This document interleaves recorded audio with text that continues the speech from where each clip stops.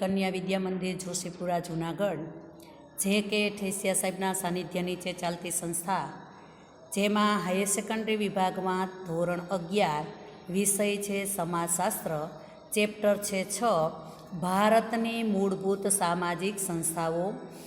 બેનો, આની પહેલાંના ઘણા બધા આપણે પીરિયડો લીધા, જેમાંથી આ પહેલાંનો પીરિયડ છે એક તાલીમાર્થી બેન બીએડમાં આવેલા છે તેમને લીધેલો હતો. અને હવે આપણે જોઈએ એ પીરિયડ પહેલાં વિચારીએ તો કોરોના મહામારીના કારણે આપણો એક મહામંત્ર બની ગયો છે કે બે બહેનો વચ્ચેનું અંતર રાખવું, બહાર નીકળીએ ત્યારે માસ્ક પહેરવું અને અવારનવાર હાથ ધોઈ સાફ કરવા.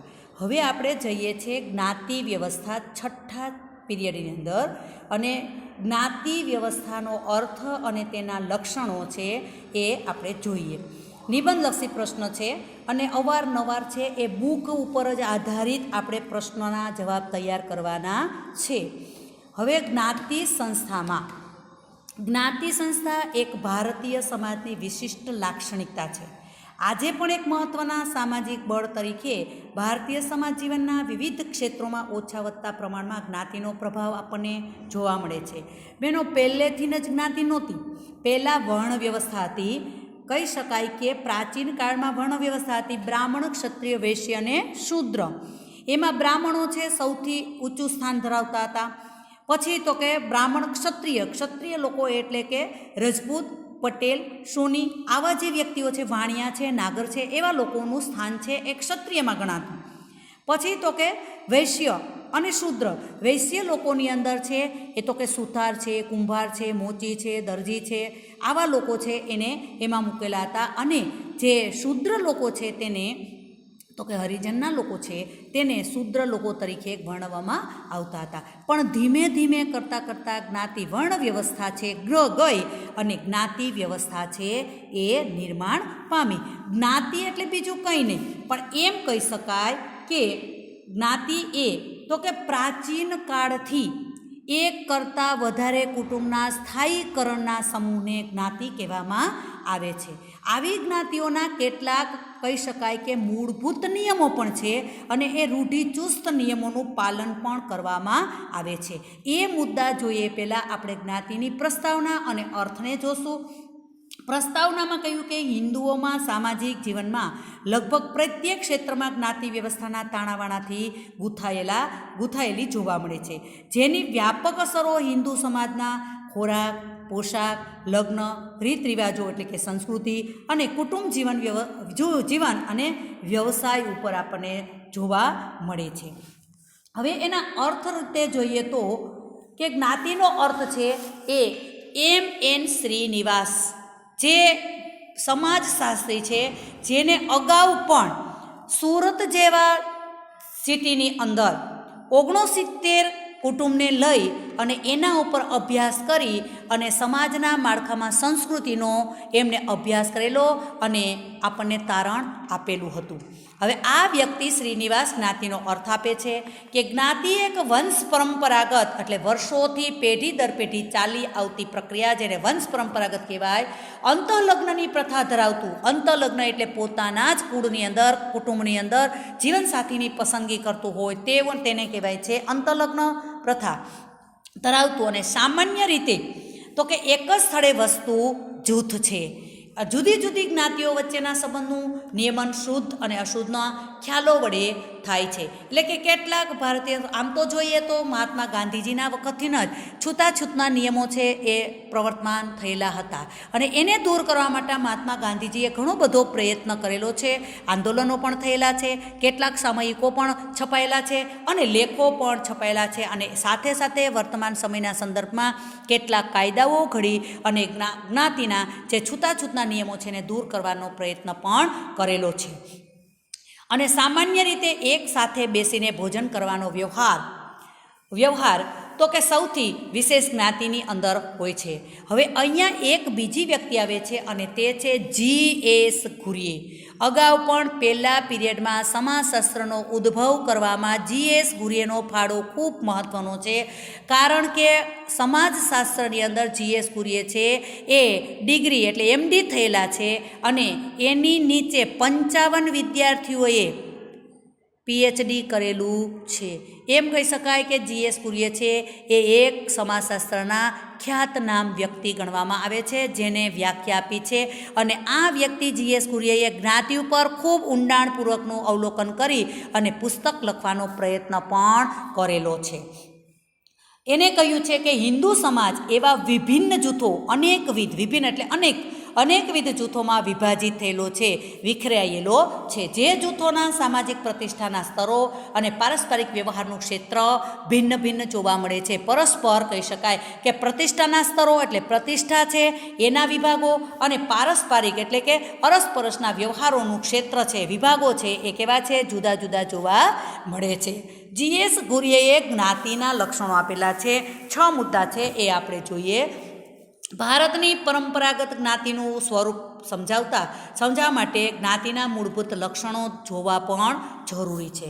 પહેલું લક્ષણ છે કે હિન્દુ સમાજનું જુદા જુદા ખંડોમાં વિભાજન. પ્રાચીન કાળથી ચાલી આવતી જ્ઞાતિ વ્યવસ્થા છે, પણ હિન્દુ સમાજનું એટલે કે હિન્દુઓના જે સમાજની અંદર આવી જ્ઞાતિઓ છે જુદા જુદા ખંડોની અંદર શું થઈ ગયેલી છે? વિખરાયેલી છે, વિભાજિત થયેલી છે. વિવિધ જ્ઞાતિઓ ભારતમાં હિન્દુ સમાજને જુદા જુદા વિભાગોમાં વિભાજિત કરે છે.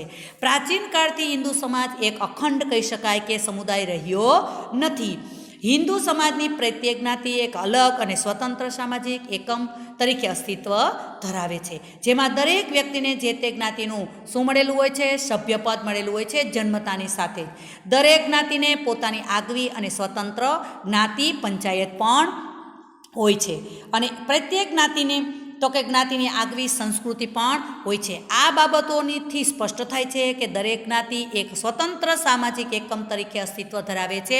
અહીંયા એ પણ નોંધવું જરૂરી છે કે જ્ઞાતિ વ્યવસ્થા એ બંધ પ્રકારની સંરચના છે. કોઈ પણ વ્યક્તિ જ્ઞાતિમાં જન્મ્યા પછી જ્ઞાતિ બદલી શકતો નથી, વંશ બદલી શકતો નથી, ગોત્ર બદલી શકાતું નથી, અને સાથોસાથ કહી શકાય કે પુત્ર કે પુત્રી લિંગ પરિવર્તન પણ કરી શકાતું નથી. એક આ જ્ઞાતિનું કહી શકાય કે બંધિયાર માળખું છે.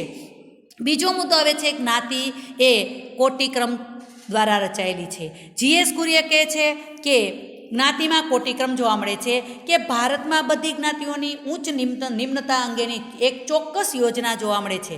કોટિક્રમની વ્યવસ્થામાં ધાર્મિક દ્રષ્ટિએ બ્રાહ્મણો સૌથી ઊંચા ગણાય છે, અને અન્ય જુદી જુદી જ્ઞાતિઓનું ચોક્કસ સામાજિક સ્થાન નક્કી કરવું મુશ્કેલ છે. ખાસ કરીને વચ્ચેની જ્ઞાતિઓના દરજ્જા વિશેની સ્પષ્ટતાનો અહીંયા આપણને શું જોવા મળે છે? અભાવ જોવા મળે છે. કઈ જ્ઞાતિને કેમાં મૂકવી, કોને કેમાં મૂકવી કે નિમ્ન ગણવી, એ આપણે ચોક્કસ સ્પષ્ટ કહી શકતા નથી. એ ભારતીય જ્ઞાતિ વ્યવસ્થાનું નોંધપાત્ર મહત્વનું ગણી શકાય તેવું લક્ષણ છે. ત્રીજો મુદ્દો આવે છે ખાનપાન અને સામાજિક વ્યવહાર અંગેનો પ્રતિબંધ. જ્ઞાતિમાં એક સૂત્ર આપેલું છે કે રોટી બેટીનો વ્યવહાર નથી, કે તમે કોઈ કહી શકાય કે ખાનપાન એટલે કે કેટલાક જ્ઞાતિઓના મુદ્દાઓ કે નિયમો એવા છે કે અમુક જ્ઞાતિમાં પાણી પી શકાય નહીં, ભોજન લઈ શકાય નહીં, તો અમુક જ્ઞાતિમાં બેટી એટલે કે જીવનસાથીની પસંદગી કરી શકાતી નથી. એટલે અહીંયા 2 મુદ્દા આપેલા છે, ખાનપાન અને બીજા સામાજિક વ્યવહારો કઈ જ્ઞાતિ સાથે રાખી શકાય અને કઈ જ્ઞાતિ સાથે ન રાખી શકાય તે અંગે ઘણા ઝીણવટભર્યા સામાજિક ધોરણો એટલે નિયમો દરેક જ્ઞાતિમાં હોય છે. ખાનપાનના કહી શકાય સંબંધો અને સામાજિક વ્યવહારની બાબતમાં ભારતમાં જુદા જુદા પ્રદેશોમાં જુદી જુદી જ્ઞાતિઓના રિવાજોમાં ઘણો તફાવત જોવા મળે છે. કહેવાય છે ને, 12 ગાવે બોલી બદલાય, એમ દરેક જુદા જુદા ક્ષેત્રોની અંદર જાઓ ત્યાં આપણને ખાનપાન અને વ્યવહારોમાં ઘણા બધા કહી શકાય કે તફાવતો જોવા મળે છે. લેવડ દેવડની પ્રક્રિયા છે, જીવનસાથીની પસંદગી છે, દાયજો દેવો, દાયજો લેવો, આવા ઘણા બધા કહી શકાય. નાની વયે લગ્ન કરવા, સતી પ્રથા, આવા કેટલાય કહી શકાય કે આપણા સમાજની અંદર માન્યતા અને નિયમો પ્રવર્તમાન થયેલા જોવા મળે છે. ચોથો મુદ્દો છે વિભિન્ન જ્ઞાતિઓની નાગરિક અને ધાર્મિક અસમર્થતાઓ અને વિશેષ અધિકારો. ભારતની વિવિધ જ્ઞાતિઓમાં પ્રવર્તતા ચડિયાતાપણા અને ઉતરતાપણાના ખ્યાલોને એક નિમ્ન અને ઉચ્ચ ગણાતી જ્ઞાતિઓ જ્ઞાતિઓમાં નાગરિક અને ધાર્મિક અધિકારો વિશે એક પ્રકારની અસમાનતા સર્જી છે. કેટલીક જ્ઞાતિઓને ચડિયાતાપણું સ્થાન અપાય છે, કેટલીક જ્ઞાતિઓને નિમ્નતાપણાનું સ્થાન અપાય છે. તો ઘણા ઉચ્ચ જ્ઞાતિના વ્યક્તિઓ છે સારામાં સારી સગવડતાઓ પ્રાપ્ત કરી શકે છે, તો નિમ્ન જ્ઞાતિના વ્યક્તિ છે કચડાયેલા કે શોષિત રહેવાની પ્રક્રિયા પણ થાય છે, જોવા મળે છે. નિમ્ન ગણાતી જ્ઞાતિઓના અનેક પ્રકારના નાગરિકો અને ધાર્મિક અધિકારોથી તેને વંચિત રહ્યા છે કે રાખ્યા છે, જ્યારે ઉચ્ચ ગણાતી જ્ઞાતિઓ આ બાબતમાં અનેક વિશેષ અધિકારો પ્રાપ્ત કરે છે. કહી શકાય કે વસવાટ, ગામના કૂવાઓનો ઉપયોગ, જાહેર રસ્તાનો ઉપયોગ, શાળા પ્રવેશ, મંદિરમાં પ્રવેશ વગેરે અનેક બાબતમાં તો કે અસમર્થતા અને વિશેષ અધિકારો છે એ અસ્તિત્વમાં હતા. પાંચમો મુદ્દો આવે છે વ્યવસાયની પસંદગી પર અંકુશો. પ્રાચીન કાળમાં બહેનો કહી શકાય કે જ્ઞાતિની અંદર એક ઇજારાશાહી વ્યવસાય હતો, કે દાખલા તરીકે સોની જ્ઞાતિના વ્યક્તિ છે એ પટેલ જ્ઞાતિના વ્યક્તિના વ્યવસાયો એટલે કે ખેતી કરી શકતા નહીં, તો પટેલના યુવાનો છે એ સોની જ્ઞાતિના સોનીપણાનું કાર્ય કરી શકતા નહીં. આવો ઇજારો હતો અને જ્યારે એકબીજાના વ્યવસાયમાં પ્રવેશ કરતા ત્યારે ચોક્કસ વિરોધ અને સંઘર્ષની પ્રક્રિયા પણ થતી. એટલે એમ કહી શકાય કે વ્યવસાયની પસંદગીનામાં પર અંકુશ હતા. જ્ઞાતિઓના વ્યવસાયો પરંપરાગત હતા.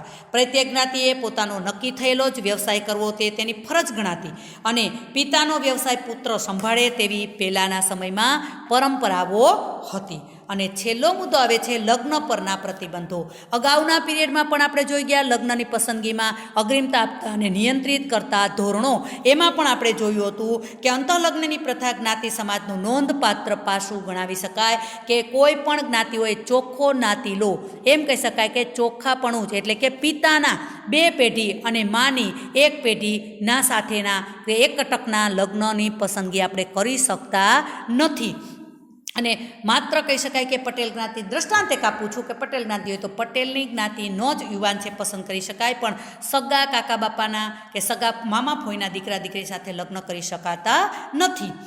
અંતઃલગ્નની પ્રથા તો કે જ્ઞાતિ સમાજનું નોંધપાત્ર પાસું રહ્યું છે. દરેક વ્યક્તિએ પોતાની જ્ઞાતિ કે પોતાના પેટા જ્ઞાતિમાં લગ્ન સંબંધો બાંધવા ફરજિયાત થતા. આ નિયમનો ભંગ કરનાર વ્યક્તિને જ્ઞાતિમાંથી કાઢી મૂકવા સુધીની સજા પણ વર્ષો પહેલાં કરવામાં આવતી હતી. પણ અહીંયા આપણે જ્ઞાતિના જીએસ કુરિયરના લક્ષણો જે વર્ણવેલા છે તે આપણે સમજ્યા. એ સાથે એમ પણ કહી શકાય કે વર્તમાન સમયની અંદર ઉદ્યોગીકરણ, યંત્રીકરણ, વાહન વ્યવહારના સાધનો, સંદેશા વ્યવહારના સાધનો, એ ઉપરાંત પશ્ચિમીકરણની અસરને કારણે સમાજના માળખામાં આવા નિયમોમાં ઘણા બધા કહી શકાય કે ફેરફારો થયેલા કે પરિવર્તન થયેલું આપણને જોવા મળે છે. અહીંયા આપણે છઠ્ઠું જે પીરિયડ છે એ પૂર્ણ કરીએ છીએ. પછીના પીરિયડમાં આપણે લેશું પરંપરાગત જ્ઞાતિ સંસ્થામાં આવેલા પરિવર્તનો. સાતમું જે પીરિયડ છે એ આપણે જોશું. અને બેનો ખાસ જે સ્વાધ્યાયના પ્રશ્નો છે એની એક અલગ નોટ બનાવજો, જેમાં MCQ છે, હેતુલક્ષી પ્રશ્ન છે 1 માર્ક્સના, 2 માર્ક્સના, શોર્ટ નોટ તરીકે પ્રશ્નો જે મૂકેલા છે એ અવશ્ય છે એ તૈયાર કરવા. અસ્તુ.